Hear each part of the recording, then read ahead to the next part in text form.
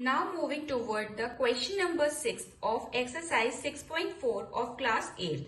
कह रहा है find the length of the side of the square whose area is 441 metre square. ठीक है, देखते हैं. अब सबसे पहली चीज देखिए, जो स्क्वायर होता है उसकी चारों साइड बराबर होती है ना. तो अगर हमें इसकी साइड निकालनी, ठीक है, तो सबसे पहले क्या करेंगे, लेट द लेंथ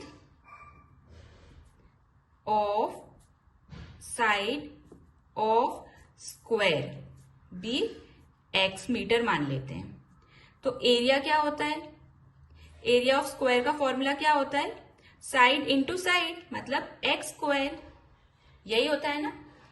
तो हमें एरिया गिवन है, एरिया कितना गिवन है, 441. ठीक है, x square is equal to हमें कितना, एरिया ऑफ द गिवन कितना गिवन है, 441. तो हमें साइड निकालनी है. तो साइड निकालने के लिए अगर हम स्क्वायर रूट निकाल लें तो निकल आएगा. स्क्वायर रूट कैसे निकाल सकते हैं हम, 441 राइट हैंड साइड से 2 का पेयर किया, 4 का 4, 2 2 जा 4, 0, ये 41 नीचे आया. 2 में 2 प्लस करेंगे तो आया 4. 4 में कितना मल्टीप्लाई करें कि हमारा 41 आए.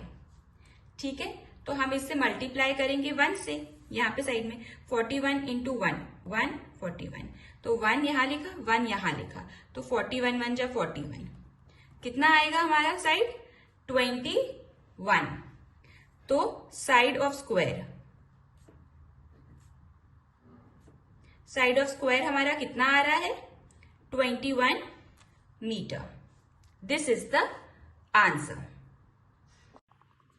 Now moving toward the question number 7 of exercise 6.4 of class 8. क्या कह रहा है, in a right angle triangle ABC, angle B पर 90 डिग्री है. ठीक है, तो हम बना के देख लेते हैं. B पर हमें 90 डिग्री बोला, तो मैंने यहाँ पे B पे 90 डिग्री बना लिया. ठीक है, ये A और ये C. अब क्या हुआ, AB इज इक्वल टू 6 दिया हुआ है, BC इज इक्वल टू 8 दिया हुआ है, AC फाइंड करने को बोला है. तो हम पाइथागोरस थ्योरम पढ़ी है हमने, बाय पाइथागोरस थ्योरम. उसका फॉर्मूला क्या होता है, हाइपोटेनियस. हाइपोटेनियस क्या है, AC. तो AC का square is equal to perpendicular क्या है, AB. तो AB का स्क्वायर प्लस बेस क्या है हमारा, BC. तो BC का स्क्वायर. ठीक है, AC को मैं AC का स्क्वायर ही रहने देती हूँ. AB इज इक्वल टू 6 का स्क्वायर प्लस 8 का स्क्वायर. 6 6 जा 36, 8 8 जा 64. 36 में 64 प्लस करेंगे तो 10. कितना आया मेरा, AC square is equal to 100. तो AC इज इक्वल टू 100, 10 10 जा 100. तो AC इज इक्वल टू कितना आएगा, 10. तो इस साइड का आंसर कितना होगा, 10. Now moving toward the next part of this question. AC is equal to, दोबारा बनाते हैं अपन, B 90 एंगल A और C. AC is equal to हमें 13 दिया है, BC इज इक्वल टू 5 दिया, AB फाइंड करने को बोला है. तो बाय पाइथागोरस थ्योरम हम क्या लिख सकते हैं, AC का स्क्वायर मतलब हाइपोटेनियस का square is equal to perpendicular. Perpendicular क्या है, AB का स्क्वायर प्लस बेस क्या है, BC का स्क्वायर. AC हमें गिवन है 13 का स्क्वायर, AB इसे x मान लेते हैं, x का स्क्वायर प्लस ये 5 का स्क्वायर. 13 इंटू 13 कितना होता है, 169. X square is equal to x square plus 5 5 25. तो 169 में से 25 माइनस करेंगे तो ये एक्स स्क्वायर. 4 6 में से 4 1 एक्स स्क्वायर. तो x is equal to 12 centimetre. तो हमारा ए बी क्या आया हमारा यहाँ पे answer, that is 12 centimetre. This is the answer. Now moving toward the 8th question of exercise 6.4. क्या कह रहा है, a gardener has 1,000 plants. He want to plant in such a way that the number of rows and number of column remain same.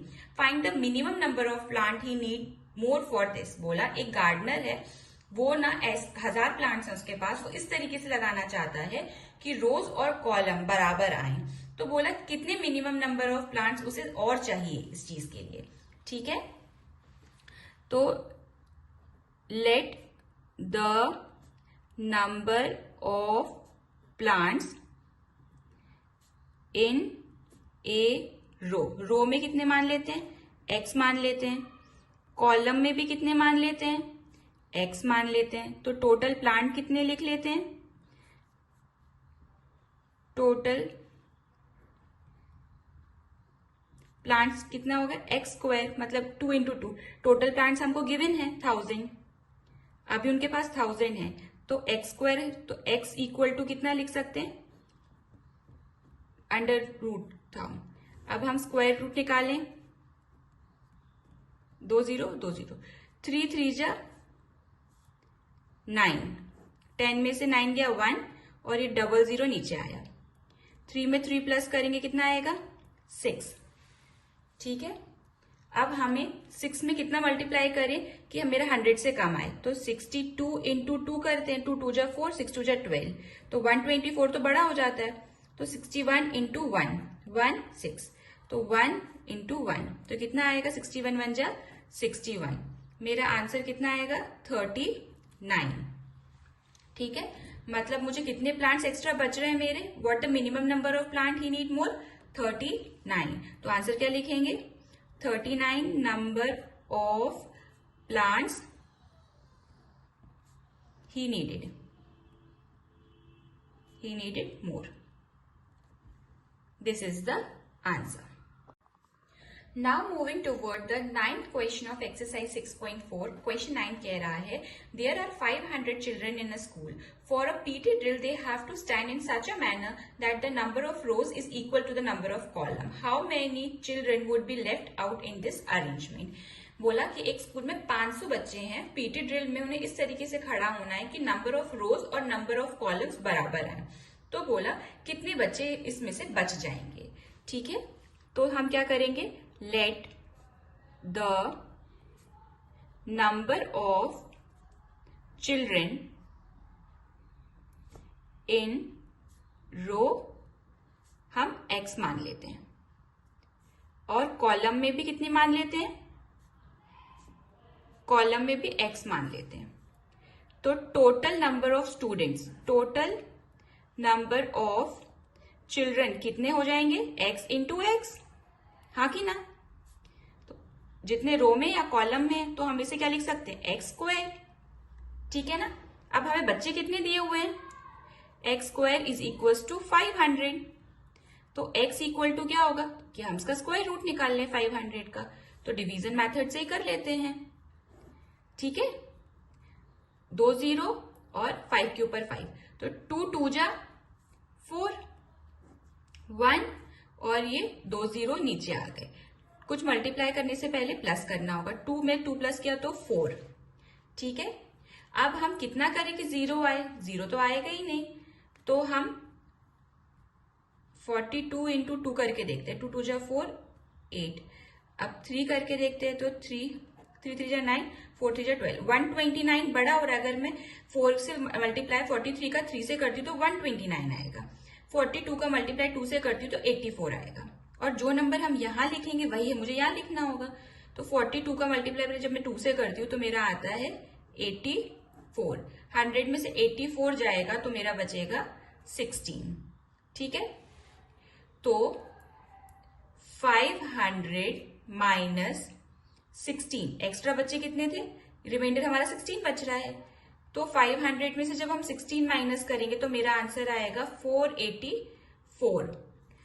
484 का square root कितना होगा, 22, extra इतने ही तो बच रहे थे, तो 22 मतलब कितने चिल्ड्रंस बच रहे हैं, रिमाइंडर कितना है 16, तो 16 children left out of this arrangement. This is the answer.